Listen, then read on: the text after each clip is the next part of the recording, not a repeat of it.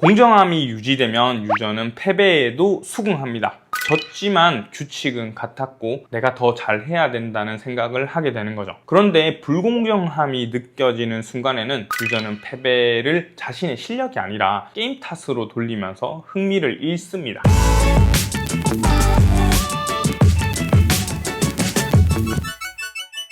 안녕하세요, 게임캔버스 9번일입니다.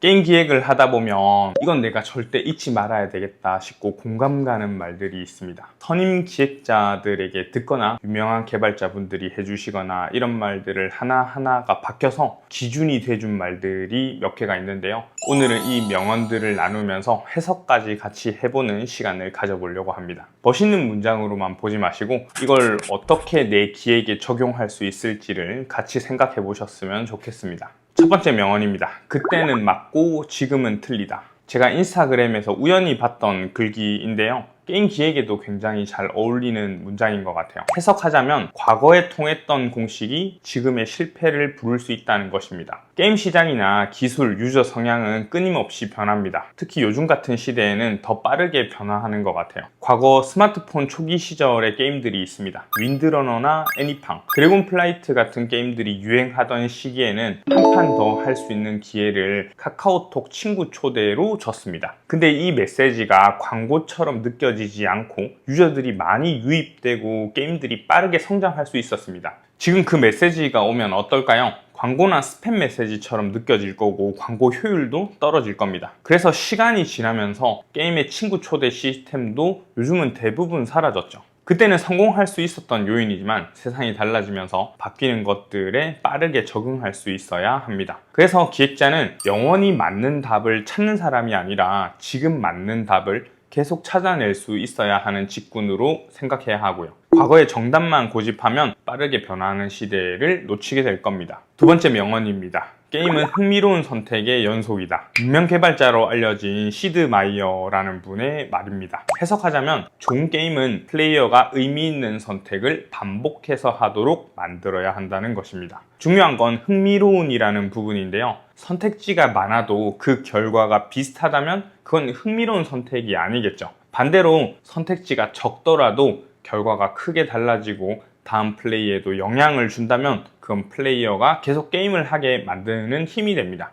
예를 들어서 문명 시리즈에서 군사 유닛을 생산할지 과학력을 올릴지라는 결정은 단순 변화를 넘어서 이후의 전략과 승리 조건에 큰 영향을 줍니다. 시드마이어가 말한 건 선택이 곧 게임의 본질이라는 것입니다. 여기서 말하는 선택은 단순 무기를 고르거나 길 하나를 고르는 정도가 아닙니다. 플레이어가 그 선택을 통해서 게임의 흐름과 결과를 바꾸는 거죠. 플레이어가 결정을 내릴 때마다 이게 맞을까? 다음에는 어떤 결과가 나올까라는 기대와 불안을 느끼게 한다면 그 순간 유저는 이미 게임에 몰입해 있는 상태가 되는 것입니다. 이게 반복되면 게임은 플레이어들의 머릿속에 남는 경험으로 이어집니다. 선택이 결과를 만들고 결과가 게임을 만든다는 말과 일맥상통하니까 모든 기획자가 한 번쯤 생각해 볼 만한 게임 기획의 원칙이라고 할 수 있습니다. 세 번째입니다.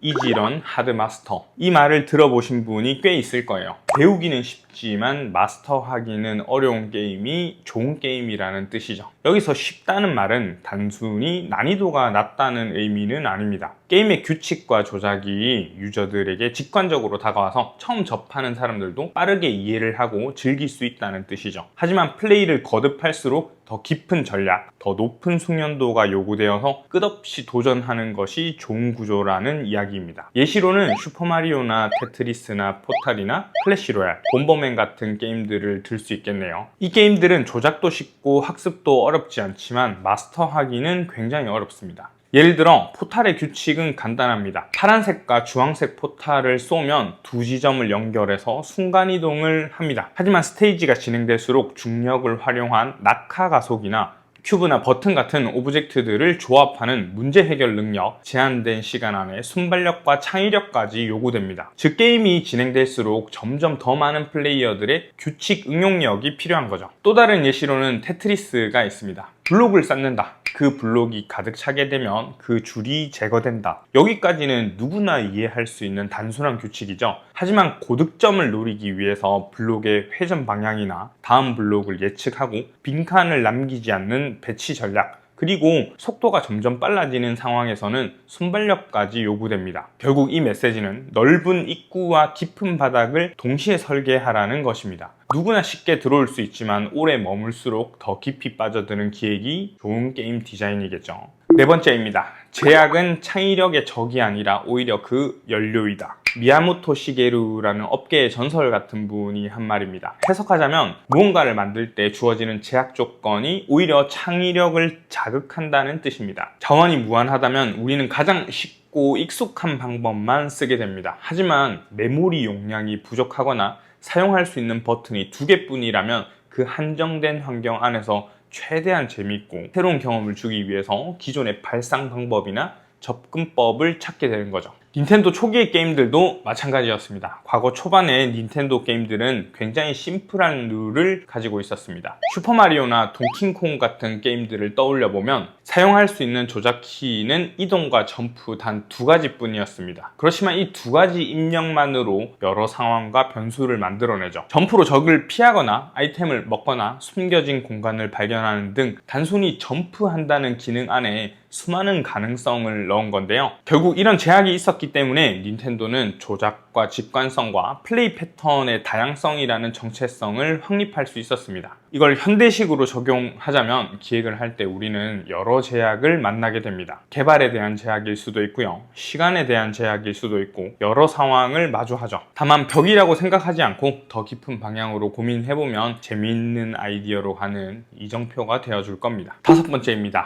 완벽한 밸런스는 없다입니다. 이건 많은 분들이 공감하실 텐데요. 여러분들이 지금 한 게임 중에 밸런스가 정말 완벽하게 잘 만든 게임을 본 적 있나요? 저는 스타크래프트가 밸런스가 나름 잘 되어 있다고 생각을 하는데 아직도 테란이 사기냐라는 주제가 던져지면 유저들이 열정적으로 토론합니다. 지금은 하락세이긴 하지만 한국 PC방 강자 리그 오브 레전드도 밸런스 만겜을 외치는 유저들이 정말 많습니다. 수십 명의 밸런스 기획자가 붙어서 매 시즌 패치를 하고 방대한 데이터를 다루면서 조정하는 게임조차도 모든 유저가 완벽하다고 인정하는 순간은 거의 없습니다. 이유는 간단합니다. 밸런스는 수치의 완벽한 균형을 만드는 것이 아니라 다양한 변수와 플레이 스타일 속에서 상대적으로 공정한 환경을 만드는 작업이기 때문이죠. 유저의 실력차, 메타의 변화, 신규 콘텐츠의 추가 등 게임은 살아있는 환경이라서 균형을 한번 잘 맞췄다고 해도 오래 유지되긴 어렵습니다. 그래서 게임을 유지와 조율을 한다고 생각하시면 좋습니다. 특히 메타가 빠르게 바뀌는 게임은 한쪽을 강화하면 다른 쪽이 약해지고 새로운 전략 등이 등장하면 균형이 계속 이동합니다. 결국 모든 유저가 완벽하다고 느끼는 순간이 아니라 불만이 있더라도 계속 플레이할 수 있는 환경을 만드는 것이 중요한 거죠. 6번째입니다. 한 명의 유저라도 있으면 그 사람을 위해서 게임을 만드는 것이다. 별의 커비와 스매시 브라더스 시리즈를 만든 사쿠라이 마사히로라는 분이 만든 말인데요. 해석하자면 게임은 수많은 사람들을 대상으로 하는 매체지만 결국 한 사람의 경험을 만드는 일이라는 뜻입니다. 사쿠라이 마사히로는 자신의 유튜브 채널과 인터뷰에서 자주 이 얘기를 합니다. 대다수라는 집단에만 초점을 맞추게 되면 소수의 유저가 느끼는 재미와 만족감은 쉽게 희생된다는 것인데요. 하지만 그 소수 속에는 게임을 오래 즐기고 커뮤니티를 만들고 다른 사람한테 추천해주는 핵심 팬층이 있습니다. 단순히 이들은 소비자가 아니라 게임의 수명을 늘리고 브랜드를 지탱하는 사람들입니다. 예를 들어 스매시 브라더스 시리즈를 보면 어떤 유저는 파티 모드에서 가족 친구와 웃고 떠드는 시간을 즐기고 또 어떤 유저는 수백 시간 동안 한 캐릭터만 깊이 파고드는 기술을 연습합니다. 겉으로 보기에는 전체 유저를 위한 게임 같지만 시스템과 모드, 심지어 UI까지 각각 플레이 스타일에 맞춰서 세세하게 신경 쓴 흔적이 있죠. 즉 시스템이나 밸런스, 콘텐츠 모든 요소들은 전체를 위해 만들어지지만 세부 기획과 디테일은 그 한 명 플레이 경험이 특별해지도록 신경을 쓴다는 것이죠. 우리가 만드는 디자인은 결국 수십만 명, 많게는 수백만 명을 대상으로 작동되지만 그 디자인을 체감하는 건 결국 모니터 앞에 앉아있는 한 명의 유저인 것입니다. 그래서 대중을 위해 게임을 만들 때 개개인을 돌아보는 세세한 디자인이 중요하다고 볼 수 있겠습니다. 7번째입니다. 유저는 선택보다 유리한 답을 원한다입니다. 해석하자면 유저는 다양한 가능성보다 효율적이고 최적화된 답을 추구한다는 뜻이죠. 즉 여러 길을 제공해도 결국 최적의 길만 탐색하게 된다는 뜻인데요. 아까 흥미로운 선택의 연속이라는 말이 있었는데 결국 그 흥미로운 선택의 연속이라는 것은 본인이 승리하기 위해서 혹은 본인이 좋은 상황을 위해서 여러 선택들을 만들어 나가는 것입니다. 그래서 선택지를 많이 주는 것보다 어떤 선택지를 줄 것인지가 중요한 거죠. 이게 무조건 정답이라고 길이 정해져 버리면 나머지 선택지들이 존재 의미를 잃고 게임의 다양성도 사라집니다. 이런 문제들은 리그 오브 레전드 같은 게임들을 보면 잘 알 수 있습니다. 메타를 의도적으로 순환시키고 아이템 챔피언 전략의 효율이 상황에 따라서 달라지게 만들어야 유저는 계속해서 새로운 고민을 하게 되는 것이죠. 결국 유저가 찾는 것은 승리를 향한 효율적인 길이지만 기획자가 하는 일은 그 효율의 길이 한 번에 굳어지지 않도록 꾸준히 게임을 바꿔줘야 됩니다. 그래야 흥미로운 선택의 연속이라는 본질도 유지될 수 있습니다. 마지막입니다. 게임은 공평하진 않더라도 공정해야 합니다. 이건 정말 제가 좋아하는 말인데요. 모든 유저가 똑같은 조건에서 시작하는 완벽한 공평함은 불가능에 가깝습니다. 유저마다 장비 수준과 플레이 시간, 접속 환경, 숙련도 같은 것들이 다르기 때문인데요. 하지만 공정함은 다릅니다. 공정함이란 우리가 가진 조건에 따라서 결과가 달라지는 것이 아니라 같은 상황에 놓였을 때 누구에게나 같은 기회와 규칙이 적용되는 상태를 의미합니다. 예를 들어서 PVP 게임에서 고스펙 유저가 약한 유저를 쉽게 이기는 것은 공평의 영역이지만 동일한 스펙 유저끼리 싸웠을 때는 실력과 전략이 승부를 만들도록 하는 것이 공정함입니다. 공정함이 유지되면 유저는 패배에도 수긍합니다.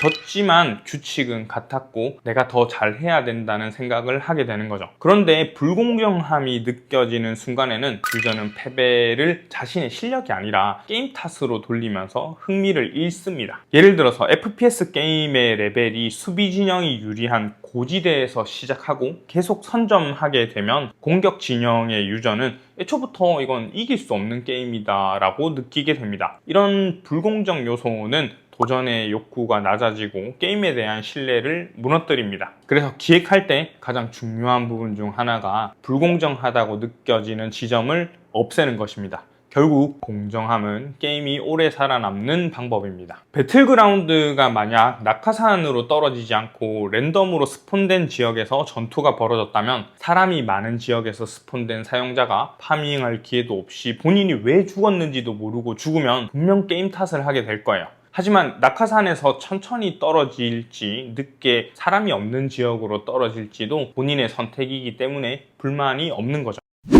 오늘은 기획에 관한 명언 몇 가지를 말해봤는데요. 이 말들은 단순히 멋있어서 외우는 문장들이 아닙니다.